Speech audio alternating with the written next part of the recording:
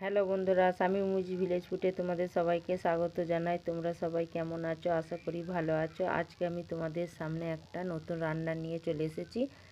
আজকে আমি তোমাদের রান্না করে দেখাবো গোশের কুরমা। গোশের কুরমা কিভাবে তৈরি করে সেই ভিডিওই তোমাদের আজকে আমি দেখাবো। এখানে আমি উপকরণ নিয়ে নিয়েছি। এখানে কেটে রাখা, আগে থেকে ধুয়ে রাখা আলু, আর এখানে আছে গোশ, টমেটো কুচি, পেঁয়াজ কুচি, লঙ্কার গুঁড়ো, হলুদের গুঁড়ো, জিরের গুঁড়ো, আদা রসুন, পেঁয়াজ, গরম মশলা, তেজপাতা আর কিছু ভাজা মশলা। এখানে আছে কাশ্মীরি লঙ্কা গুঁড়ো। প্রথমে আমি এইখানে নুন আর এই একটু ফুড কালার দিয়ে আমি আলুটাকে ভালো করে মিশিয়ে নেব।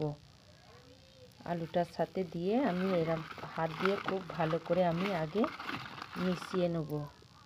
আলুটা আমার খুব ভালো করে মাখানো হয়ে গেছে। এবার আলুটাকে আমি ভেজে নেব। এদিকে আমি একটা গ্যাস জেলে কড়াই বসিয়ে দিয়েছি।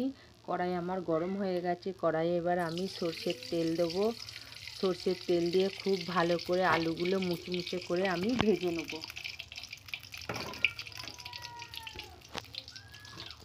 আলুগুলো এবার আমি তেলের মধ্যে দিয়ে মুচমুচে করে আমি ভেজে নেব।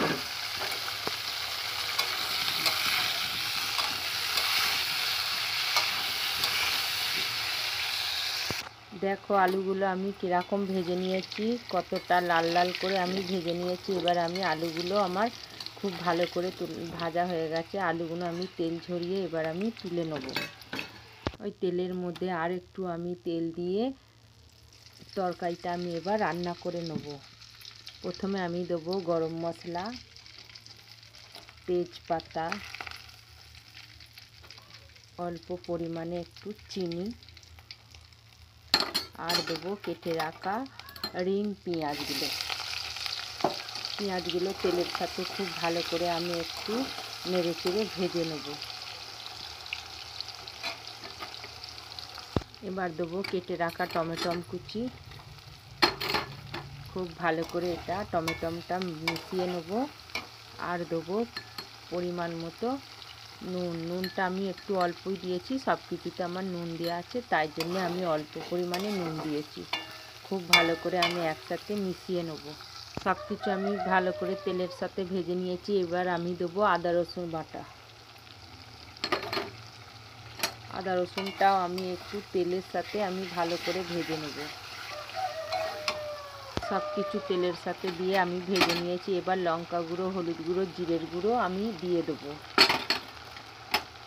দিয়ে আর ঝাল লঙ্কার গুঁড়োটা আমি কম দিয়েছি। এবার আমি দেবো কাশ্মীরি লাল লঙ্কার গুঁড়ো। রঙটা যাতে ভালো হয় তার জন্য আমি কাশ্মীরি লাল লঙ্কার গুঁড়ো দেবো। সব কিছু আমি একসাথে তেলের সাথে ভালো করে মিশিয়ে নেব। এবার আমি দেবো এখানে আগে থেকে ভেজে রাখা গোশ দিয়ে খুব ভালো করে আমি এটা কষিয়ে নেব।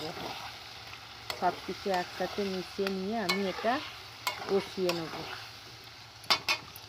সব কিছু আমি মিশিয়ে নিয়েছি। এবার আমি আগে থেকে ভেজে রাখা গরম মশলা, জয়ফল, জয়িত্রী আমি শুকনো খোলায় ভেজে নিয়ে আমি শিলে গুঁড়ো করে রেখেছি। এবার আমি এটা এর মধ্যে এবার আমি এটা দিয়ে দেবো। দিয়ে আর একটু ভালো করে কষিয়ে নেবো যতক্ষণ না মশলা থেকে তেল ছাড়ছে। খুব ভালো করে কষাবো। এই দেখো আমার তরকারিটা কষা হয়ে গেছে, মশলা থেকে খুব ভালো করে তেল ছেড়ে দিয়েছে। এবার আমি ভেজে রাখা আলু কটা আমি এর মধ্যে দিয়ে দেবো। দিয়ে এর সাথে সব কিছু একসাথে আমি মিশিয়ে নেব। আমি খুব ভালো করে সব কিছু একসাথে মিশিয়ে নেব। সব কিছু আমি একসাথে খুব ভালো করে মিশিয়ে নিয়েছি। এবার আমি পরিমাণ মতো জল দেবো। জল দিয়ে খুব ভালো করে আমি মিশিয়ে নিয়ে আলু কটা আমি সব কিছু মিশিয়ে নিয়ে একসাথে সেদ্ধ হতে দেবো। এবার আমি ঢাকা দিয়ে সেদ্ধ হতে দেবো সব কিছু।